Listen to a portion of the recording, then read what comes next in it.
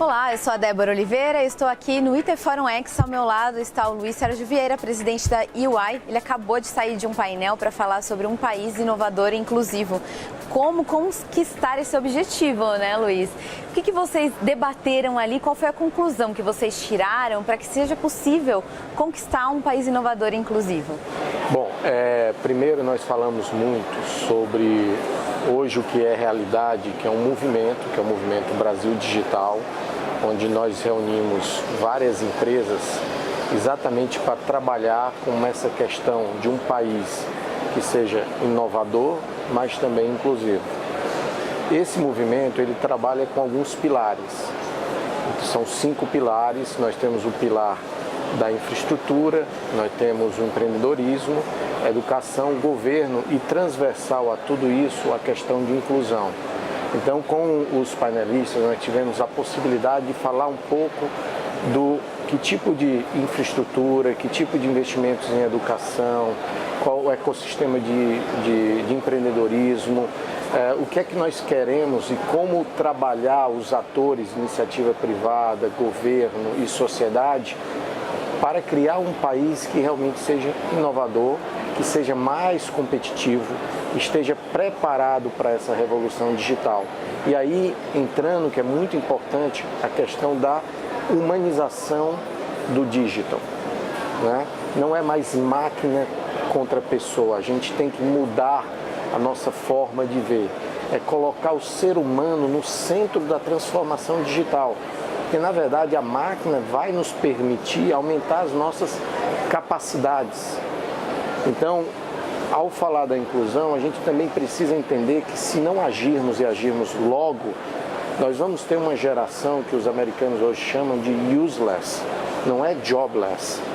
São pessoas que não é que estão sem emprego, elas são pessoas que passam a não ter utilidade. E isso gera problemas mentais, pessoas que não têm capacidade de compra, né? Então tudo isso vai gerar uma maior iniquidade, né? Diferenças entre países, isso gera um maior nacionalismo, né?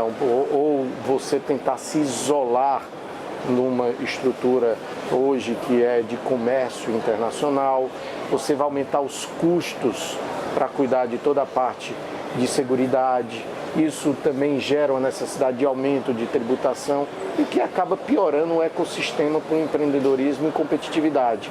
Então, ou nós agimos ou estamos indo para um cenário que é um cenário onde você fica em grande desvantagem. Então, esse é um chamado, e foi um pouco que nós conversamos, para as nossas lideranças empresariais e governo tomarem uma ação, uma atitude, ter o protagonismo dessa discussão, né, onde a gente possa ter inovação com crescimento inclusivo. Para isso nós precisamos ter organizações que tenham um propósito. O propósito não é só lucro. O propósito tem que ser também de inserir as nossas pessoas, e isso exige um olhar diferente, ressignificar o trabalho, isso exige trabalhar os skills, antecipar quais são os skills que vão ser mais necessários do ser humano, a criatividade, empatia, capacidade de adaptar, julgar, né?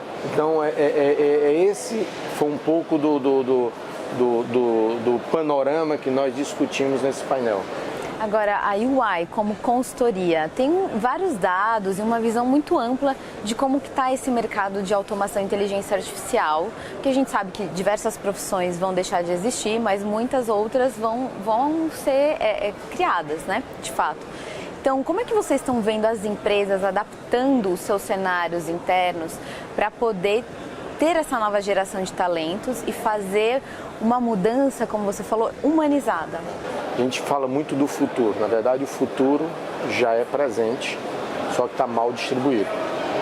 Então, os nossos estudos, o que eles têm mostrado, e não só os nossos, mas outros estudos que tem no mercado, há alguma divergência sobre percentual de empregos que vão deixar de existir, quando isso vai acontecer, mas tudo sinaliza, e é o que nós estamos vendo, uma mudança realmente muito exponencial.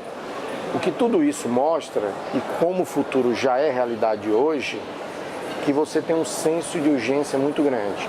Quando a gente traz isso para as empresas, o que nós temos visto é que você tem 3 tipos de situações. Você tem empresas que pelo setor, pela sua atividade, por ser incumbente, ou por aspectos regulatórios, ou porque pelo mercado já mais cativo, elas ainda não estão se atentando ou não estão tão desenvolvidas na questão da transformação digital, né?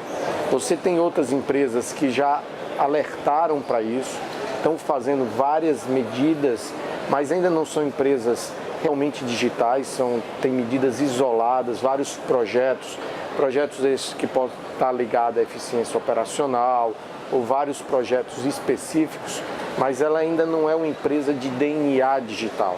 E tem as empresas que já estão muito mais avançadas, que já olham o digital como algo mais holístico e como parte da sua estratégia como empresa e olhando o futuro, fazendo o balanço do curto e do longo prazo. Então é isso que nós temos visto. Ainda há muito despreparo das empresas. A gente tem, obviamente, trabalhado com várias empresas para ajudar, né, em projetos, desde estratégia digital, como projetos específicos de eficiência, para que as empresas possam fazer essa jornada. Mas isso exige realmente que a empresa reexamine os seus negócios sob o prisma digital. Não adianta só querer digitalizar o que é analógico, né? É muito mais do que isso. E aí vem também a como você trabalha a questão das pessoas.